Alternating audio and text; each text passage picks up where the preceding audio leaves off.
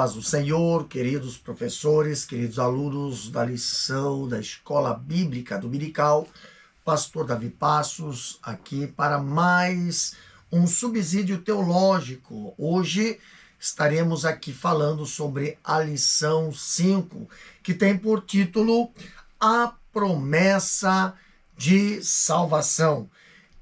O nosso texto áureo se encontra em João, capítulo 5, versículo 24, que diz assim a palavra do Senhor: na verdade vos digo que quem ouve a minha palavra e crê naquele que me enviou, tem a vida eterna e não entrará em condenação, mas passou da morte para a vida. A nossa lição nos traz um texto na nossa verdade prática que diz o seguinte: a promessa da vida eterna é a maior bênção divina para todo aquele que crê em Jesus Cristo. Leitura em prática aqui em classe, nós encontramos em João, capítulo 3, versículo 14 até o 21, que diz assim a leitura da nossa lição. Você pode acompanhar aí na sua lição, que diz assim: e como Moisés levantou a serpente no deserto, assim importa que o Filho do Homem seja levantado, para que todo aquele que nele crê não pereça, mas tenha a vida eterna. Porque Deus amou o mundo de tal maneira que deu seu Filho unigênito, para que todo aquele que nele crê não pereça, mas tenha a vida eterna. Porque Deus enviou o seu Filho ao mundo, não para que condenasse o mundo, mas para que o mundo fosse salvo por ele. Quem crê nele não é condenado, mas quem não crê já está condenado, porquanto não crê no nome do unigênito Filho de Deus. E a condenação é esta, que a luz veio ao mundo e os homens amaram mais as trevas do que a luz, porque as suas obras eram más. Porque todo aquele que faz o mal aborrece a luz e não vem para a luz, para que as suas obras não sejam reprovadas. Mas quem pratica a verdade vem para a luz, a fim de que as suas obras sejam manifestas, porque são feitas em Deus. Objetivo dessa lição, para estudo desse tema, nós temos aqui, o primeiro objetivo é explicar biblicamente a promessa da salvação. Segundo objetivo é mostrar a natureza da promessa da salvação. E o terceiro objetivo é refletir a respeito da importância da promessa da salvação e da perseverança nela.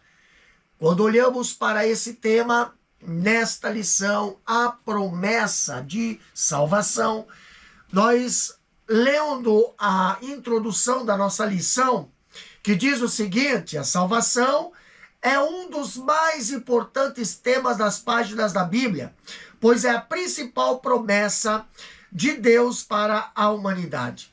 A doutrina bíblica da salvação leva-nos a conhecer quão grande é o amor de Deus para com o ser humano.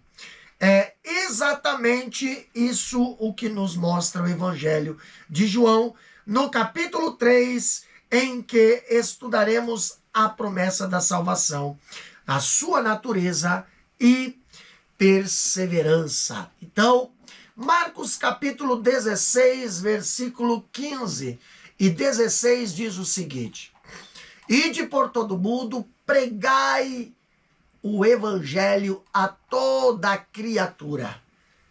Quem crer e for batizado será salvo, mas quem não crer será condenado. Como nós lemos nessa lição, aqui a nossa introdução fala que a salvação é a maior promessa de Deus para o ser humano atingido pelo pecado. O estudo sobre a salvação, ele envolve aqui um principal assunto contido na revelação de Deus ao homem: a Bíblia Sagrada. Nela estuda-se tópicos que abordam ensinos fundamentais para o conhecimento, para o entendimento da relação entre Deus e a humanidade em face da queda. Esse capítulo completava aqui, ou contempla a salvação nos seus aspectos mais relevantes, tais como a regeneração, a justificação, a santificação, a perseverança dos salvos e outros temas necessários na busca de uma visão mais ampla acerca da intervenção divina na realidade humana, visando a libertação do homem do poder do pecado, da carne e do diabo. Então, estudar sobre a salvação é penetrar nos mais importantes temas que permeiam as páginas da Bíblia Sagrada, pois ela é a promessa ímpar de Deus para a humanidade. Quando falamos da doutrina da salvação, ela leva o homem a conhecer quão grande é o amor de Deus para com o ser humano, desde os seus primórdios na face da terra, quando deu ouvidos ali à voz do diabo e experimentou a queda espiritual, que, consequentemente, veio as consequências. Elas passaram a toda a humanidade. Então, diante da queda, Deus efetuou o primeiro ato expiatório concretizado no mundo, que se encontra em Gênesis capítulo 3, versículo 21, ali, onde nós vemos que para vestir o casal pecador, Deus ele teve que imolar o animal inocente, derramando seu sangue pelo homem ali, culpado. Mesmo que a Bíblia não se refira a esse ato como um sacrifício, mas certamente foi. Deus, ele não aceitou a cobertura de folhas providenciada pelo casal, não. A vítima foi morta pelo culpado. Aquele ato apontava para o sacrifício de Cristo.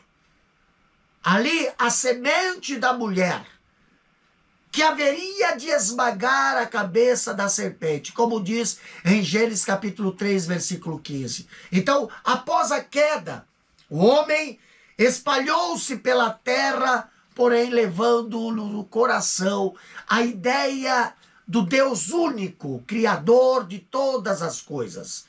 Com o tempo de voltarem-se para glorificar o Criador, inclinaram-se para adorar a criatura. Diz o escritor Perlman,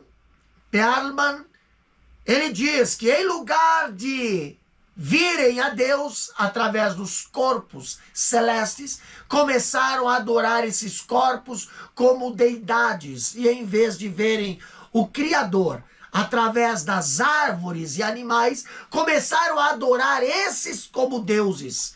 Em vez de reconhecer que o homem foi feito à imagem de Deus, começaram a fazer um Deus da imagem do homem.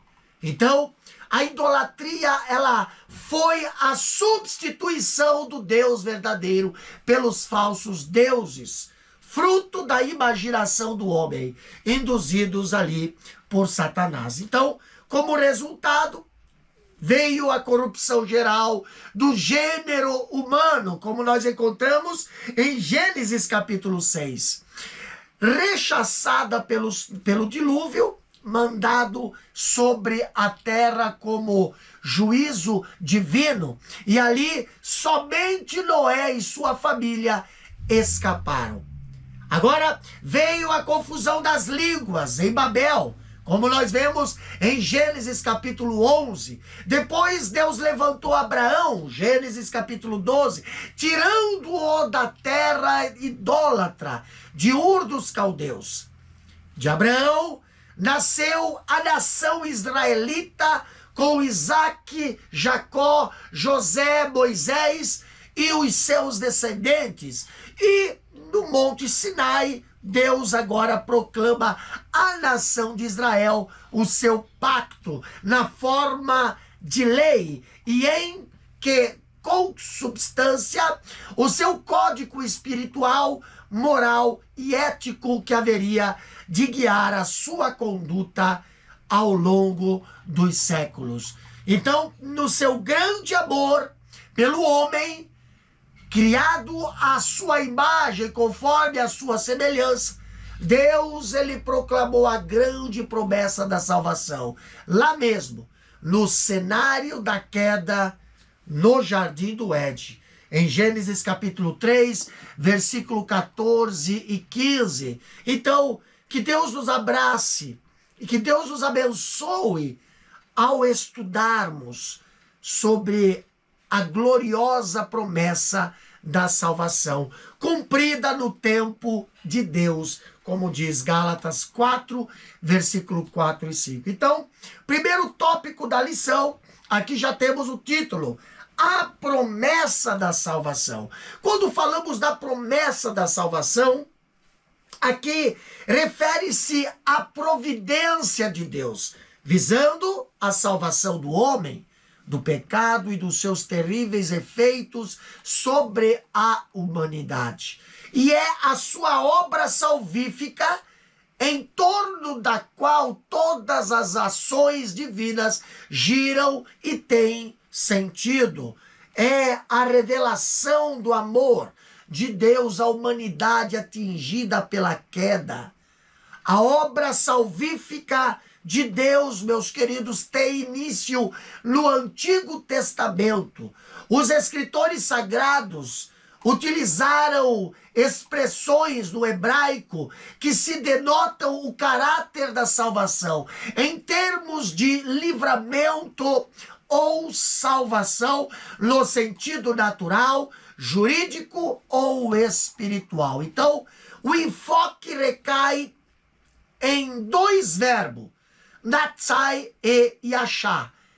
E o termo assume ainda conotação espiritual. A salvação mediante o perdão dos pecados.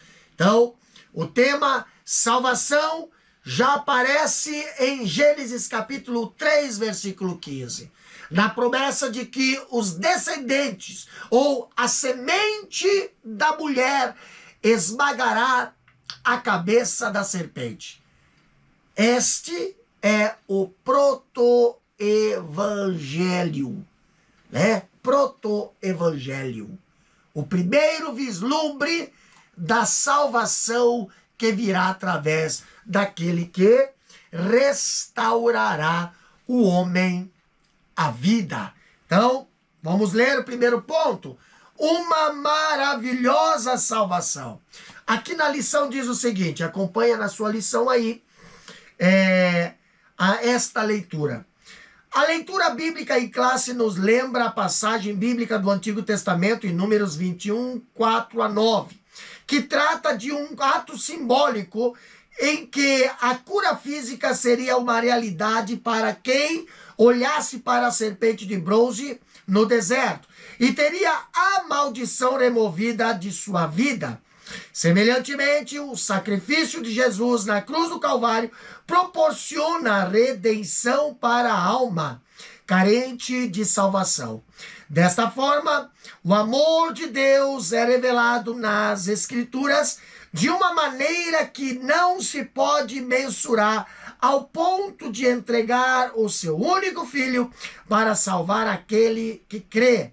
Essa preciosa promessa traz duas realidades. Primeiro, a de quem crê não será condenado. E segundo, a de quem não crê já está condenado. Logo, a salvação é um maravilhoso presente de Deus para todos os que creem em seu Filho.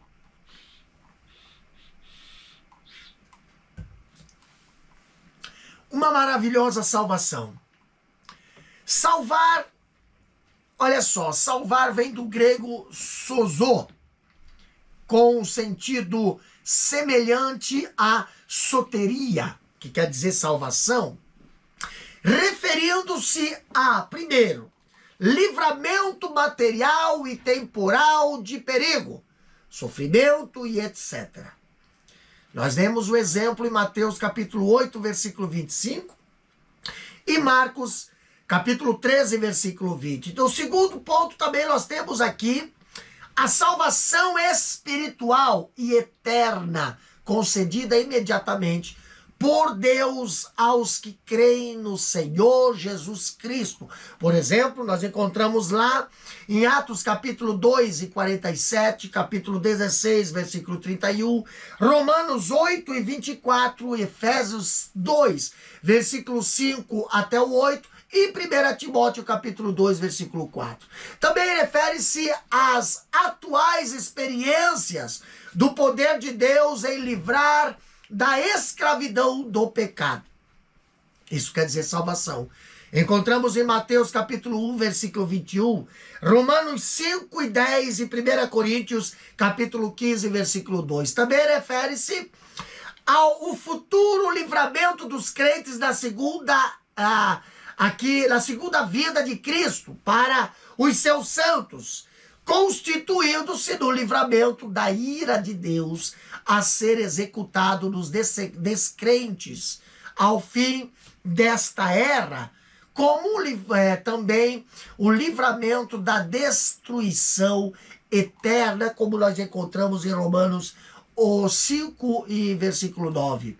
Também refere-se ao livramento da nação de Israel no segundo advento de Cristo. Também encontramos em Romanos 11, 26. Salvação refere-se também aos homens em Cristo. Lucas capítulo 19, versículo 10 e João capítulo 10, versículo 9.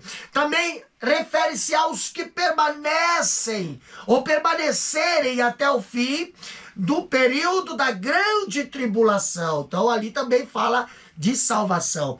Mateus capítulo 10, versículo 22 e Marcos capítulo 13, versículo 13. Também o crente individual que, apesar de perder o galardão, no futuro, a tribunal de Cristo, não perderá a salvação.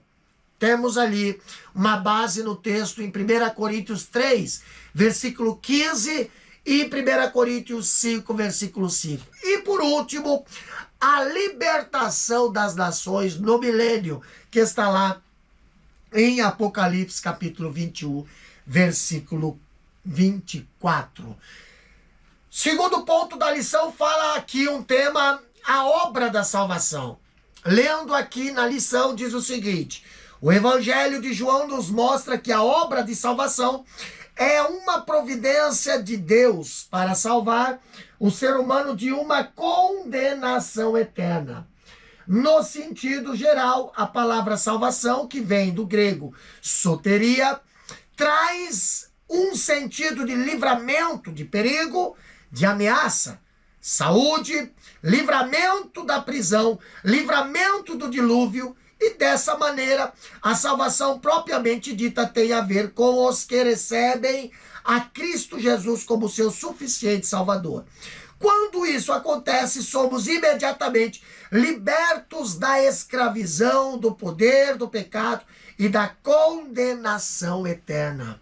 Então, a palavra salvação, no sentido geral, como já estudamos, vem do grego soteria e do latim salvatio. Então, tem o sentido de livramento, libertação do perigo. No sentido espiritual, refere-se à libertação do poder, do pecado e da condenação eterna. De acordo com o dicionário Vini, o termo salvação é usado no Novo Testamento para referir-se a livramento material e temporal de perigo e apreensão, que diz Lucas capítulo 1, versículo 69 a 71. Também refere-se à saúde, que está lá em Atos 27, 34. Também refere-se a livramento da prisão, como diz Filipenses capítulo 1, versículo 19. Também é usado no Novo Testamento para referir-se a livramento do dilúvio, como diz Hebreus capítulo 11, versículo 7. Livramento espiritual ou salvação propriamente dita, no sentido mais usado na Bíblia, aos que aceitam a Cristo, como diz Atos capítulo 4, versículo 12, livrando-os do poder do pecado. Então, para o pastor Eurico Berzeksten, a palavra salvação significa, em primeiro lugar, ser tirado de um perigo, livrar-se, escapar.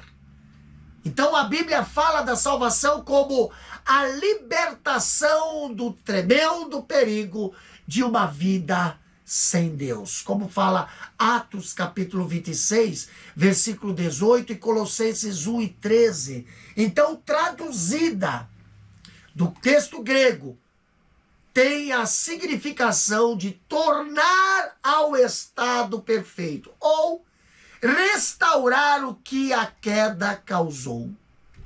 Então, a obra da salvação, ela desfaz, assim, a obra ou as obras do diabo, como diz 1 João, capítulo 3, versículo 8, e de tornar ao estado perfeito, ou restaurar o que a queda causou, tá? Terceiro ponto, nós temos aqui na lição, com o título O Salvador. Lendo ali, diz o seguinte: a obra de salvação tem como base a entrega do Filho de Deus, como aquele que pagou o preço do pecado. Jesus é o nosso Salvador, como bem expressa o termo grego, soter, Salvador, libertador, preservador, conservador. Assim sendo, o Evangelho de João nos revela que todo ser humano foi corrompido pelo pecado e por isso precisa de um Salvador. Esse Salvador revelado em João 3, 16 e 17, nos garante a gloriosa promessa de salvação. Todo aquele que nele crê não pereça, mas tenha a vida eterna. Quem se arrepende, crê e permanece em Jesus, jamais perecerá eternamente. Então, Salvador vem do grego soter, que significa Salvador. Soter, né? Que quer significar Salvador, libertador, preservador, conservador. E é usado acerca de Deus, ocorrendo ali em Lucas, capítulo 1, versículo 47, Atos, capítulo 17, versículo 25, 1 Timóteo, capítulo 1, versículo 1, 1 Timóteo, capítulo 2, versículo 3 e 1 Timóteo, capítulo 4, versículo 10. Também é usado acerca de Jesus, ocorrendo lá em Lucas, capítulo 2, versículo 11, João, capítulo 4, versículo 42, Atos, capítulo 5, versículo 31, Atos 13 e 23, e Efésios 5 e 23. Também fala a respeito de Jesus, o sustentador e preservador da igreja, o seu corpo, né? Como fala ali em Filipenses 3 e 20. Também fala de Jesus a respeito da sua vinda, a fim de receber a igreja para si mesmo. E em 2 Pedro, 2 Pedro capítulo 1, versículo 1, ali diz, né? Nosso Senhor e Salvador Jesus Cristo.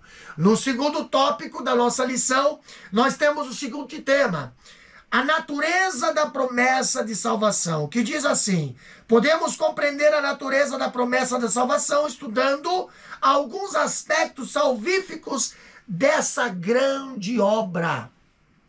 Então, nós temos alguns aspectos da salvação. Aqui, o homem perdido, ele não tem condição de aproximar-se de Deus por causa do pecado. Pecado que agride a santidade do Criador e provoca a sua ira divina. Somente com o derramamento do sangue inocente é possível a salvação do ser humano decaído. A salvação é uma demonstração, ao mesmo tempo, do amor e da justiça de Deus, mediante morte vicária de Cristo na cruz do Calvário. Então, a salvação do homem envolve importantes aspectos. O que nós temos aqui no primeiro ponto da lição? Justificação. Vamos ler? Um dos aspectos da obra salvífica que está apresentado em termos bíblicos é a justificação. Quem é alcançado pelo Evangelho de Cristo e crê no Filho de Deus com todo o seu coração é declarado justo. Isso é, livre da culpa e do merecimento da punição divina. Ele não é mais condenado, está declaradamente absolvido. É um salvo por intermédio da justificação. O pecador é visto por Deus como se não houvesse praticado transgressão alguma. E dessa forma, fomos justificados e, por isso, temos plena paz com Deus por intermédio de nosso Senhor e Salvador Jesus Cristo. Então, para o escritor Meyer Perlman, justificação é um termo judicial, que nos faz lembrar um tribunal. O homem culpado e condenado perante Deus, ele é absolvido e declarado justo. Isso é justificado. Então, Deus é o juiz e Cristo é o advogado, o pecador é o transgressor da lei. A expiação é a santificação dessa lei. O arrependimento é convicção. A aceitação traz perdão ou remissão dos pecados. O Espírito Santo testifica o perdão. E a vida cristã é obediência. E sua perfeição é o cumprimento da lei da justiça. Então, o escritor diz que por justificação referimos-nos àquele ato de Deus, mediante o qual, devido a Cristo, a quem o pecador é único pela fé, ele declara que esse pecador não mais está sob a condenação, mas tem uma posição de justiça e retidão perante ele. Em termos bíblicos, justificar ou justificação não significa que o pecador é tornado justo, mas declarado justo, ou livre da culpa e do merecimento da punição divina. Isso só é possível por causa dos méritos de Cristo, do seu sacrifício expiatório em lugar do pecador. Então, o escritor, ele traduz o significado da palavra dizendo: justificação é um ato da graça de Deus pelo qual ele imputa à pessoa que crê em Jesus a justiça de Cristo e a declara justa. Então, diante disso, nós vemos que o pecador ele passa a ter uma nova posição jurídica. Diante de Deus, não é mais condenado, é absolvido, é salvo. Então, a necessidade da justificação. A incapacidade de um homem justificar-se por si mesmo diante de Deus. Olha só que interessante. Quando olhamos para a Bíblia, Jó ele fez uma intrigante pergunta sobre aqui o assunto séculos atrás.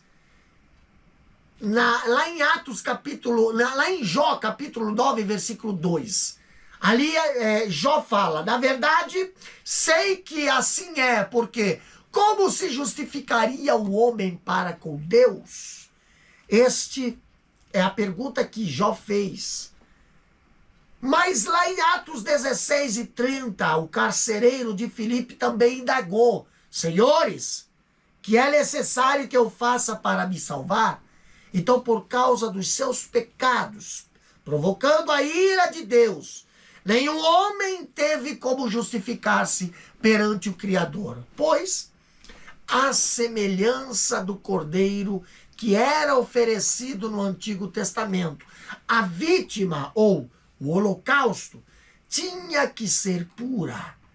O apóstolo Paulo fala lá em Romanos capítulo 3, versículo 9 a 10. Pois já dantes demonstramos que tanto judeus como gregos, todos estão debaixo do pecado.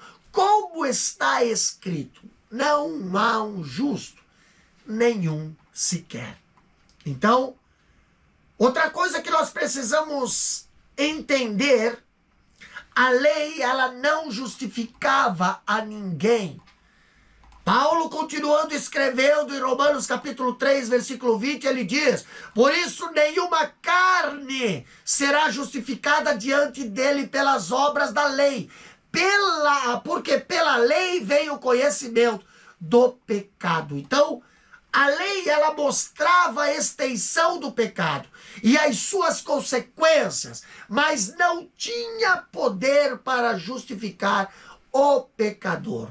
Como foi visto no Antigo Testamento, os sacrifícios, eles cobriam o pecado, mas não o tiravam. Então, Paulo, ele acentua a incapacidade da justificação pela lei, quando ele fala lá em Gálatas, capítulo 2, versículo 16, e Gálatas 3, versículo 10 a 11. Então havia a necessidade de alguém que tivesse retidão e santidade tipificada na pureza do Cordeiro Imaculado, que pudesse ser interposto em sacrifício pelo homem, a fim de justificá-lo diante de Deus. Então, qual é a fonte da justificação? A Bíblia fala em Efésios capítulo 2, versículo 8.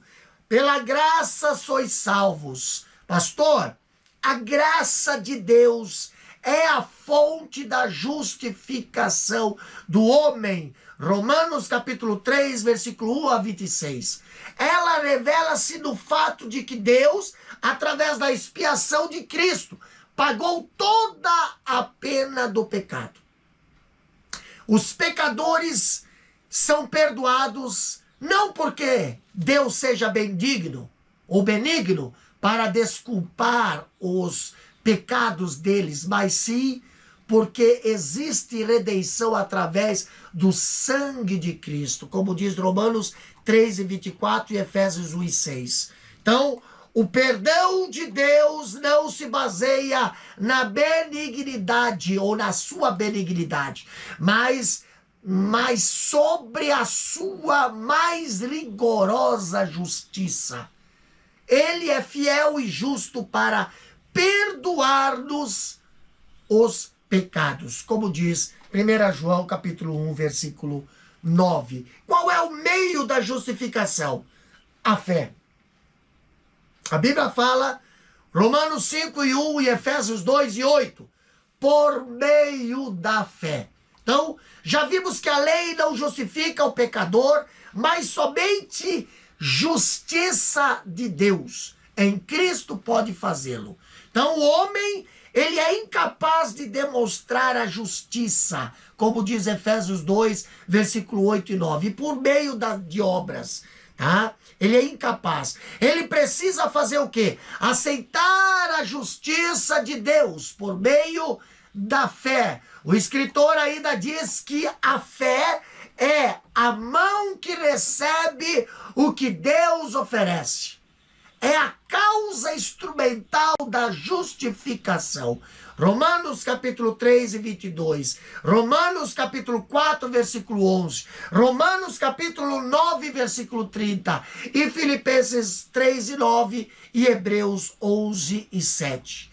Então, existe um aparente conflito entre a fé e as obras.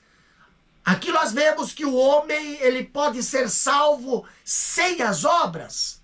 A salvação não vem das obras, segundo Paulo diz. Efésios capítulo 2, versículo 8 e 9. Ali, ainda Tiago também diz, em capítulo 2, versículo 17, que a fé, se não tiver as obras, é morta em si mesmo. Tá? Então, no dizer de Paulo, as obras não salvam, mas as obras justificam a fé, conforme aceitua Tiago, e também aperfeiçoam a fé, como diz Tiago, capítulo 2, versículo 22. Perman, ele diz ainda, as obras são o resultado da fé, a prova da fé e a consumação da fé. Então, na realidade, Paulo condena as obras da lei que são feitas com o objetivo de obter a salvação. São obras sem fé. Já Tiago exalta as obras que são resultados da fé. Paulo refere-se à salvação no seu início, de que depende exclusivamente da fé em Cristo. Já Tiago refere-se à fé e às obras de quem já é crente em Jesus, como diz Tiago, capítulo 2, versículo 14. Segundo ponto da nossa lição, fala sobre a regeneração.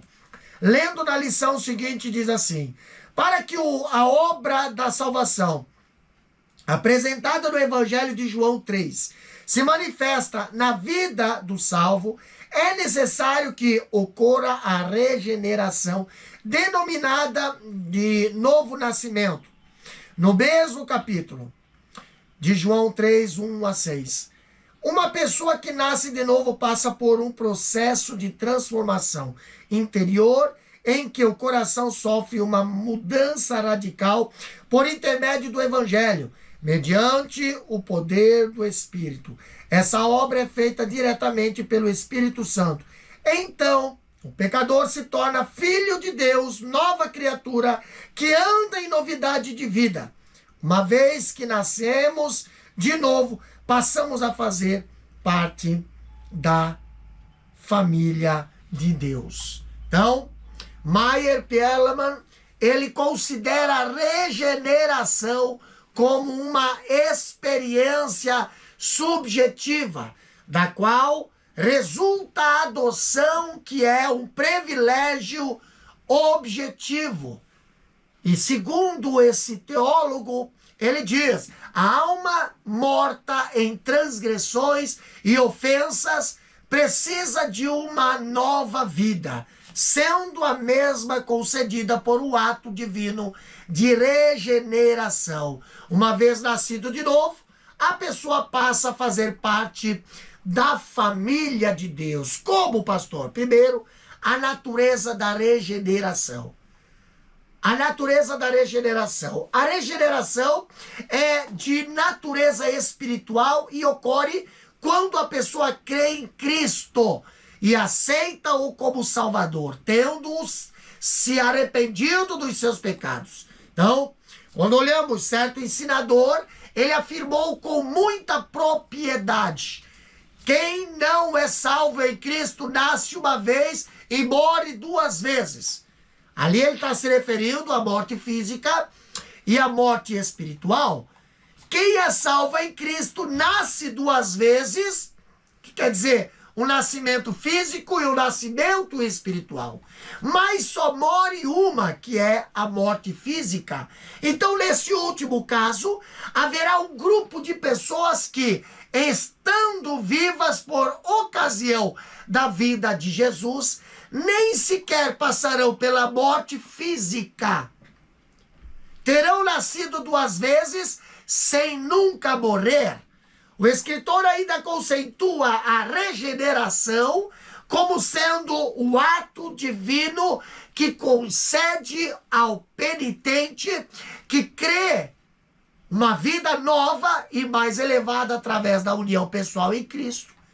Já outro escritor, Eurico Bergsten, afirma que a regeneração ou o novo nascimento significa o ato sobrenatural em que o homem é gerado por Deus, como diz João capítulo 5, versículo 18. E para ser filho de Deus, como diz João 1, versículo 12, e participante da natureza divina, 2 Pedro capítulo 1, versículo 4. Então, no Novo Testamento, apresenta a figura do ser criado de novo, como diz 2 Coríntios 5 e 17. Também apresenta o ser criado da renovação, como diz Tito capítulo 3, versículo 5. E só que a mais comum e a de nascer, que quer dizer aí genão, que quer dizer gerar ou dar à luz, como fala João 3 e 3 e 1 Pedro 1 e 3. A necessidade da regeneração. Por que a pessoa precisa nascer de novo? É uma pergunta que muitos perguntam. É uma pergunta que muitos fazem.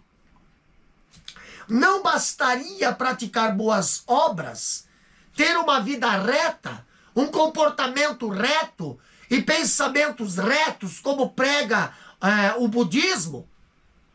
Mas de acordo com a Bíblia, boas ações e bons pensamentos não salvam o homem, pois as suas obras são mortas. A regeneração justifica-se pelos seguintes motivos. Primeiro motivo é o homem, ele não pode mudar de reino ou esfera espiritual por si só ou por si mesmo. O homem, na sua condição natural, ele pertence ao reino da natureza. E Jesus disse a Nicodemos, lá em João capítulo 3, versículo 6, ele diz: o que é nascido da carne é carne, e o que é nascido do Espírito é Espírito. Então, no pecado, o homem, ele está no reino da carne, que é o reino das trevas, alcançado pela deformação moral do seu caráter. Então, assim, a carne e o espírito pertencem a reinos diferentes. A vida espiritual não passa de pai para filho, para geração natural, ou pela geração natural.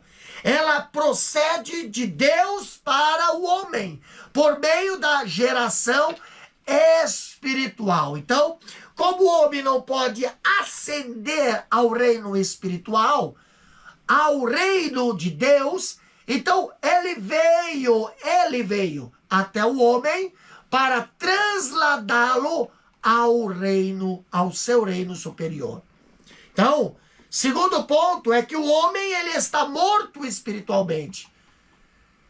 Ele está morto em delitos e pecados, e só Cristo pode dar-lhe vida pela regeneração espiritual, como fala em Efésios capítulo 2, versículo 1. Então Jesus disse a Nicodemos, lá em João capítulo 3, versículo 3, aquele que não nascer de novo não pode ver o reino de Deus. Terceiro ponto aqui falamos é que a natureza do homem é perversa, carente de santidade. Sem santidade ou santificação, o homem não pode ver a Deus, como diz Hebreus capítulo 12, versículo 14. O homem é tendencioso a fazer o mal e não a fazer o bem, como fala Jeremias 13, 23. Então, para ter vida espiritual, o homem precisa do nascimento espiritual. Assim como para ter vida natural, ele precisa do nascimento natural. Terceiro ponto, fala sobre santificação. lendo na lição, diz o seguinte: a santificação é um aspecto da salvação como resultado da obra do Calvário de nosso Senhor Jesus. Em primeiro lugar, por meio da justificação e da redenção, da regeneração, somos santificados por Deus de maneira posicional, ou seja, imediatamente. Em segundo lugar, somos santificados de maneira progressiva por meio do relacionamento com Cristo. Esse processo ocorrerá até o advento da nossa glorificação final, por ocasião da transformação do nosso corpo no advento do arrebatamento da igreja, pois teremos um corpo semelhante ao de Jesus ressurreto. Portanto, a obra da salvação exposta no Evangelho de João é completa. É completa. Tá?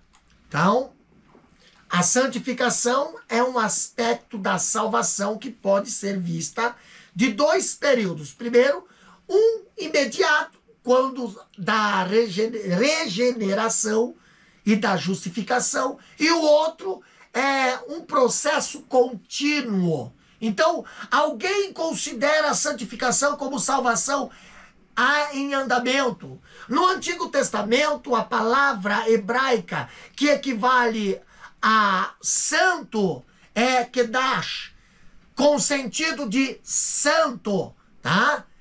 Significa derivado da palavra kodesh, que significa separação, tendo o sentido também de cortar ou dividir, isolar ou separar. Então, no Novo Testamento, essa palavra é enfatizada a santificação mais do que a santidade. Então, Hebreus capítulo 12, versículo 14 diz: sem santificação ninguém verá a Deus. Então, os conceitos a seguir dão ideia do valor da santificação, operada no ser e na vida do crente em Jesus.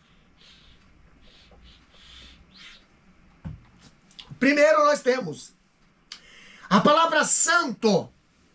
A etimologia da palavra santo mostra-nos que ela vem do latim sanctu, que originalmente queira dizer aquele ou aquilo que era estabelecido segundo a lei, passando a ter o significado daquilo ou daquele que se tornou sagrado. Então, a palavra santo tem a sua aplicação mais elevada e original em Deus. Como diz 1 Samuel capítulo 2, versículo 2, não há santo como o Senhor. Isaías também contemplou a santidade de Deus e exclamou: santo, santo, santo é o Senhor dos exércitos, como diz Isaías 6 e 3.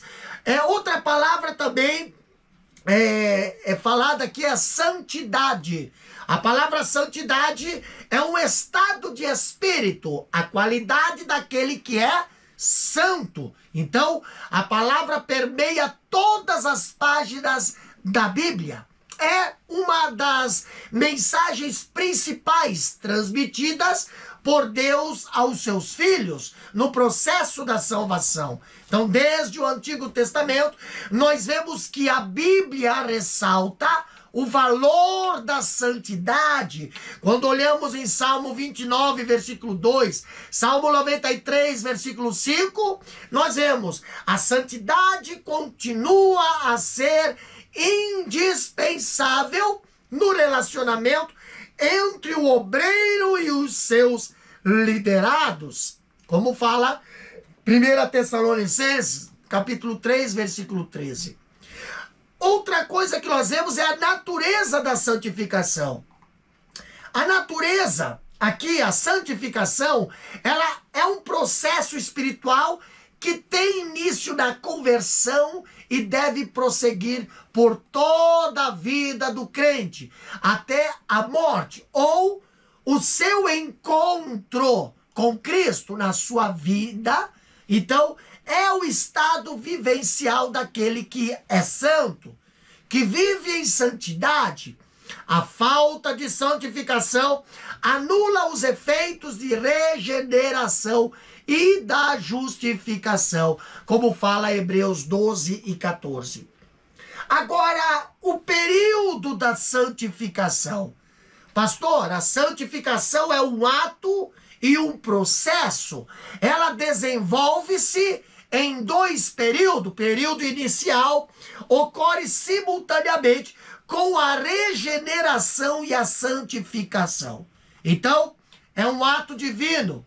O escritor diz que essa fase da santificação é instantânea e tem duplo aspecto, o posicional e prático. É simultâneo com a nossa aceitação de Cristo como Salvador e Senhor.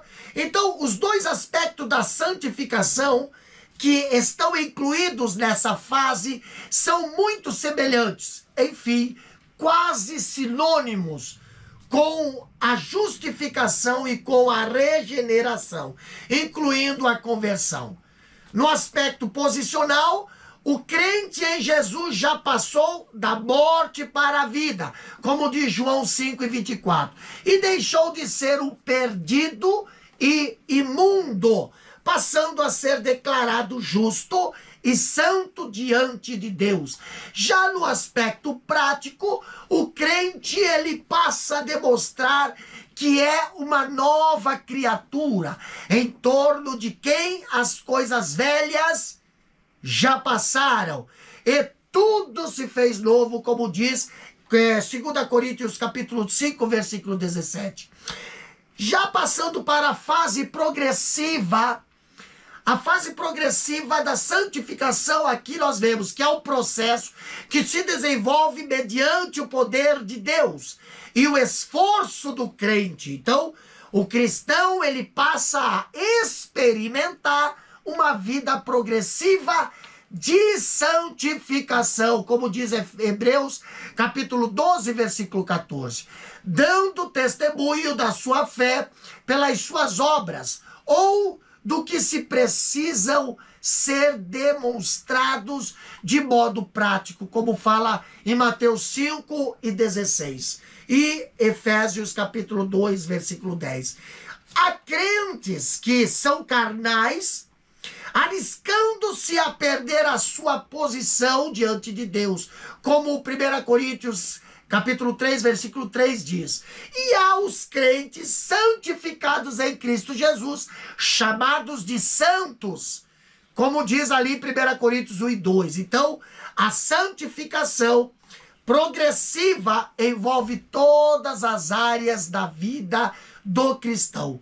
O pensar, em primeiro lugar, depois as atitudes, os gestos, as palavras, a vida espiritual, a vida familiar, a vida profissional, a vida moral, a vida financeira, enfim, ele torna-se santo e em toda maneira de viver. Como diz 1 Pedro capítulo 1, versículo 15.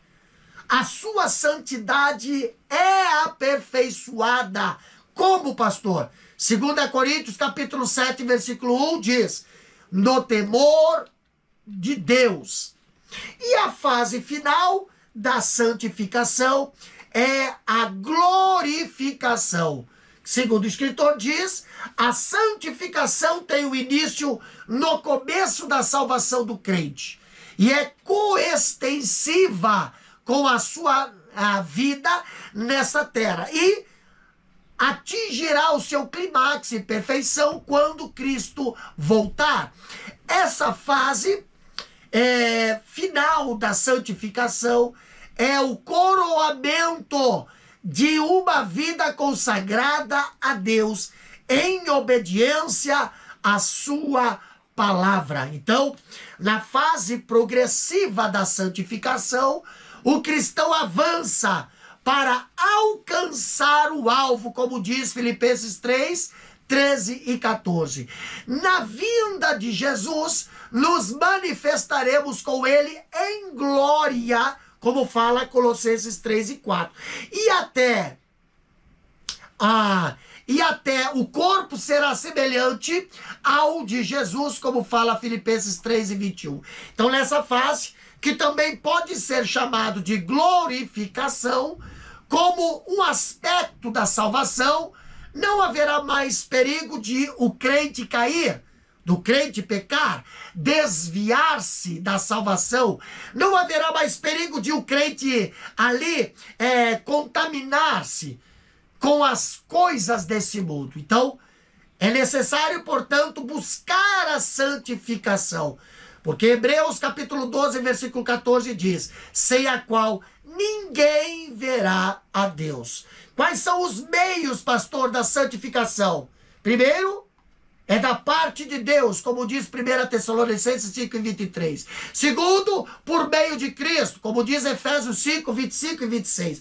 Terceiro, por meio do sangue de Jesus. Hebreus 9:14, Hebreus 13:12, 1 João 1:7, 1 Pedro 1:19 e Apocalipse 1:5.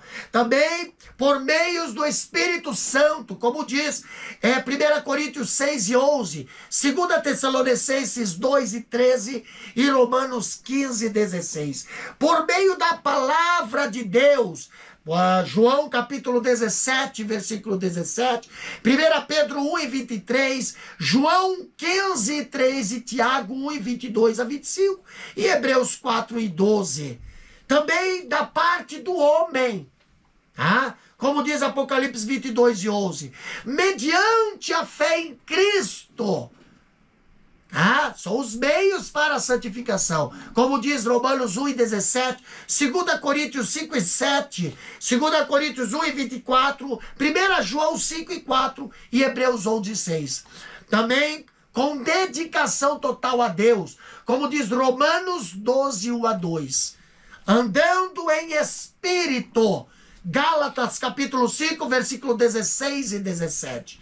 Não deixando o pecado reinar em nosso corpo, como diz Romanos 6:12 e 1 Tessalonicenses 4:3.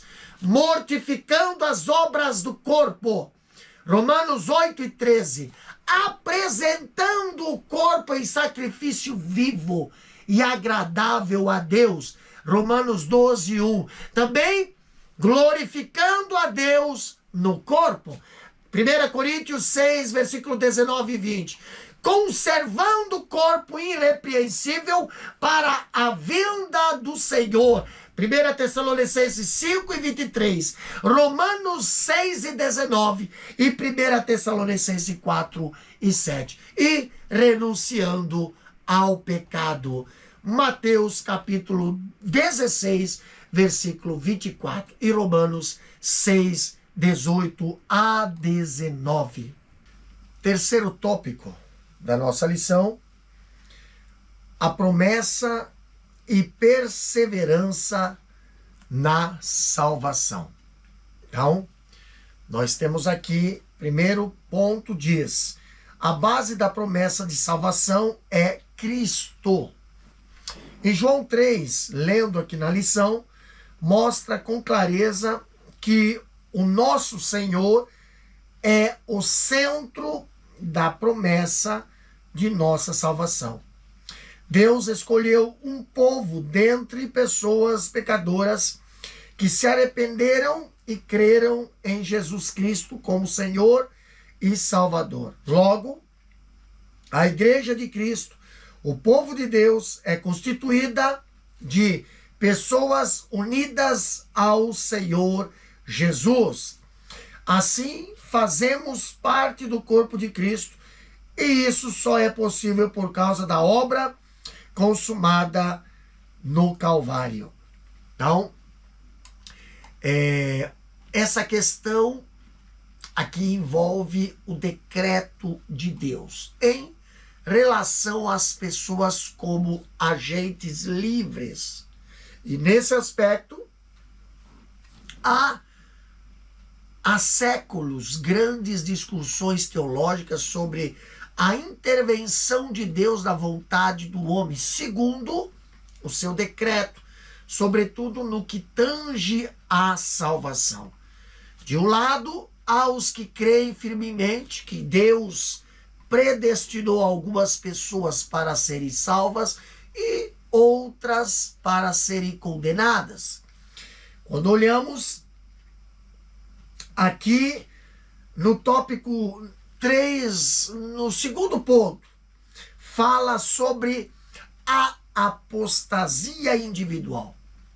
Nas Escrituras, lemos aqui na lição, nas Escrituras também encontramos uma grande advertência concernente à promessa da salvação.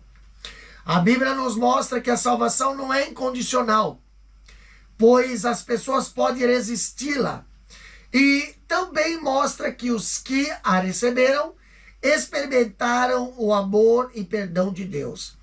Pode romper esse relacionamento rejeitando por completo os ensinos fundamentais revelados na palavra de Deus, apostasia doutrinária, bem como também tornando-se novamente escravos da prática do pecado, apostasia moral. A isso denominamos apostasia, que implica uma rebelião contra Deus, abandono proposital da fé de que uma vez nos foi dada. Há diversos registros bíblicos que confirmaram essa possibilidade. O escritor aos Hebreus, ele diz que os israelitas todos, filhos de Abraão, de Isaac, de Jacó, genuínos membros do povo escolhido, em grande parte não puderam entrar na terra prometida. Por quê? Porque não eram escolhidos ou eleitos? A Bíblia responde essa pergunta. Quando olhamos em Hebreus capítulo 3, versículo 9 a 11, diz: vossos pais me tentaram, me provaram e viram por 40 anos as minhas obras. Por isso, me indignei contra esta geração e disse: estes sempre eram em seu coração e não conheceram os meus caminhos. Assim jurei na minha ira que não entrarão no meu repouso. Então, eles eram pais eleitos, mas não puderam entrar no repouso prometido por Deus por causa do pecado, da rebelião contra Deus. Eles não perseveraram observando a lei de Moisés dada no Monte Sinai.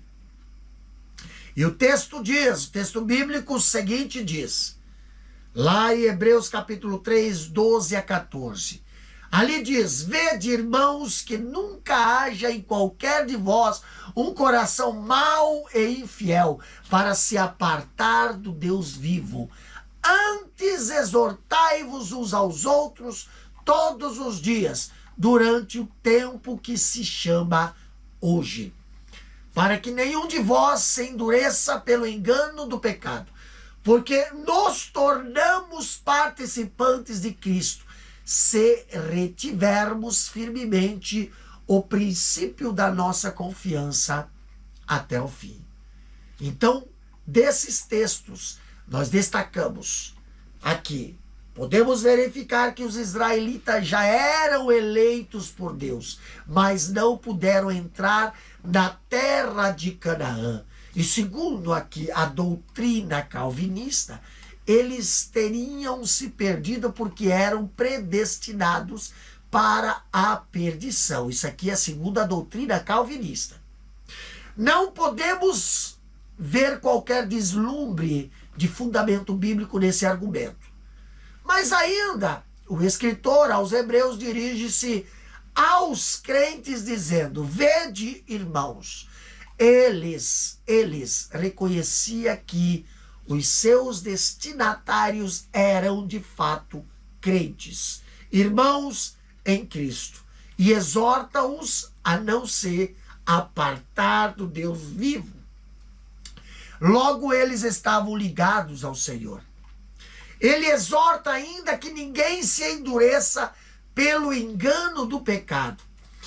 Essa exortação admite que eles não eram desviados ou não eleitos. E o último versículo ainda conclui com uma solene afirmação dizendo: porque nós nos tornamos participantes de Cristo se retivermos firmemente o princípio da nossa confiança até o fim. Então, aí está um grave, solene se.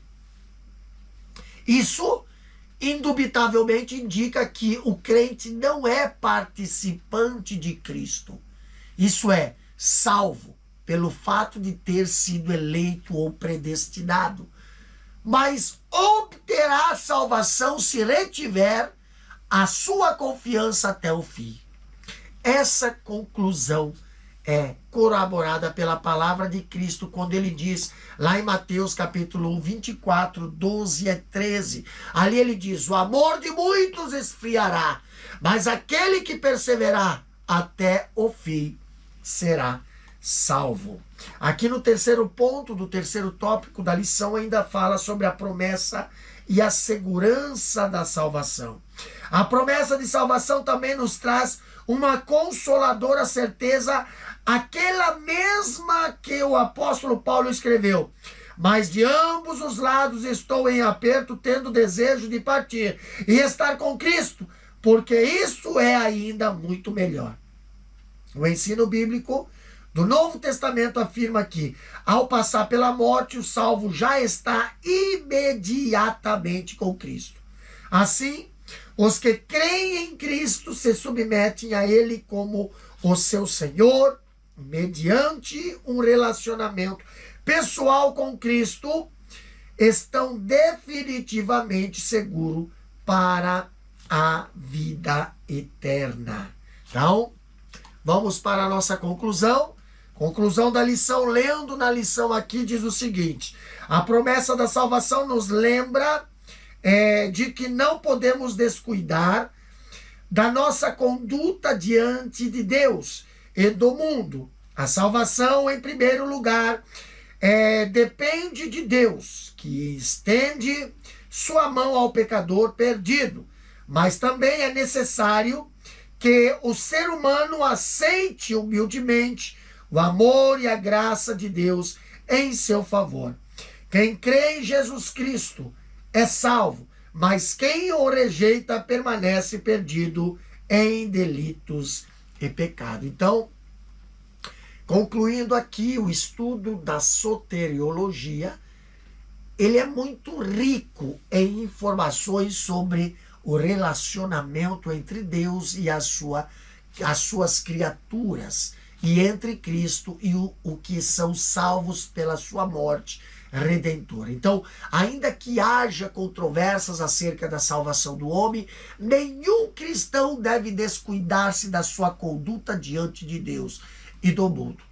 A salvação depende, em primeiro lugar, de Deus, que estende a sua mão ao pecador perdido. Mas, do lado humano, depende do homem, que tem a liberdade de aceitar ou rejeitar o amor e a graça de Deus em seu favor.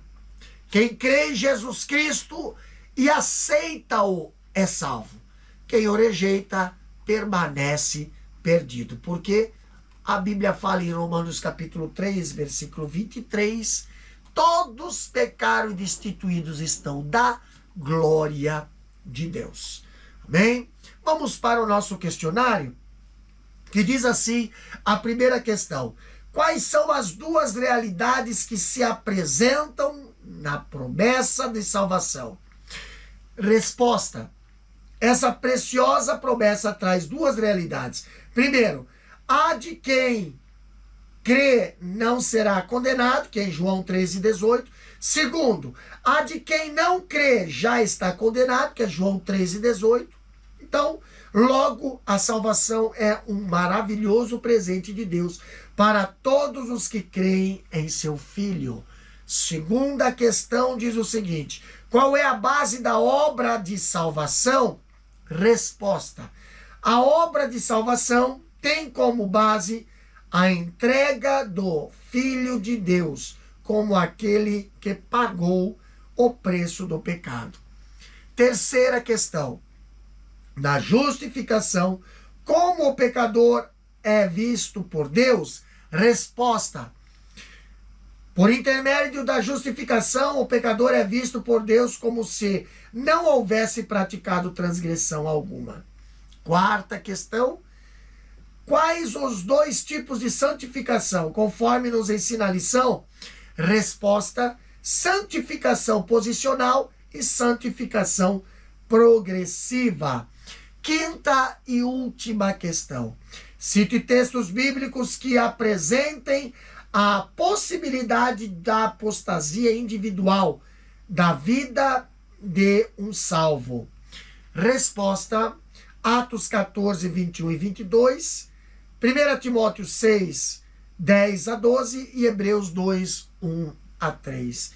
E assim terminamos a nossa quinta lição do quarto trimestre de 2024, a promessa de salvação. Então, que Deus abençoe você, professor, que Deus abençoe a sua classe, a sua classe, seus alunos, e que vocês venham a ser abençoados através deste tema e deste assunto riquíssimo, que é a promessa de salvação. Não esqueça de se inscrever em nosso canal e compartilhar as nossas páginas aí, para que todos venham a estar recebendo aí os nossos estudos. Estamos também com esses estudos no Spotify, então para você aí poder ouvir também aonde você estiver. Amém? Amado Deus, eterno Pai, te agradecemos por esta aula. Abençoa, Senhor, a cada professor, a cada classe de escola dominical. Pai querido, que as tuas promessas, Pai, venham alcançar vidas e que essas vidas venham a ser salvas através da tua palavra. Pai querido, abençoa cada professor, abençoa cada aluno, Senhor, a cada classe que estarão estudando esta matéria. Muito obrigado, Pai querido, no nome de Jesus. Amém e amém. Que Deus abençoe a sua vida, no nome de Jesus.